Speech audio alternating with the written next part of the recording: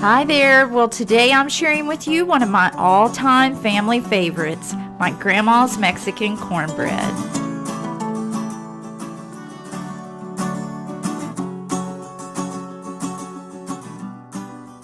Well, here's a list of ingredients for my grandma's Mexican cornbread, so be sure to pause the video or take a screenshot because I just know you're going to want to add this yummy recipe to your collection. Let me show you how to put it all together.